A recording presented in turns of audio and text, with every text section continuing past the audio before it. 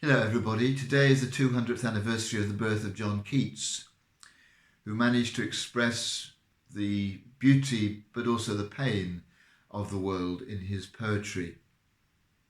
In Oxford, his anniversary is being celebrated by a computer-generated picture of him with all his clothing and his tone of voice and everything that they know about him reproduced. I think I shall just want to remember him by reading again some of his poems. And they do express his joy in just being alive.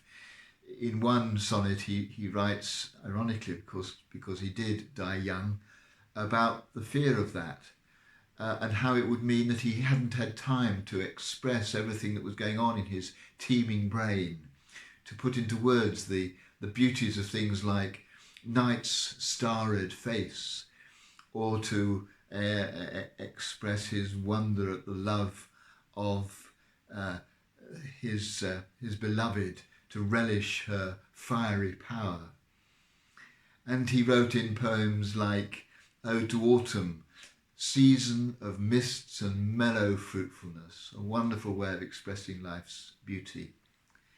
And he had a knack too for also expressing its pain. He talks about the weariness, the fever and the fret, here where men sit and hear each other groan, where palsy shake a few sad last grey hairs, where youth grows pale and spectre thin and dies, where but to think is to be full of sorrow and leaden-eyed despair. And what he says about this is that he wants it to fade away.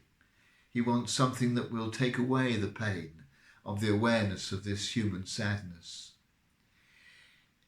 I think that's not what the best of us would want. I think it's part of being human to share the pain of others and to acknowledge it.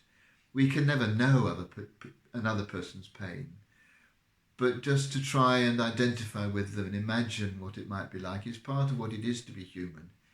And I think for Christians it's also part of how to use Lent, because as we prepare to remember Christ's suffering, we enter again, as deeply as we may, into the suffering of the world around us. And so as we think about Keats and the beauty of the world he portrayed, let's also not shy away from facing up to its pain and sadness and sorrow, partly because that's what it is to be fully human and a complete Christian, but also because it might prompt us and inspire us to do something about trying to relieve it.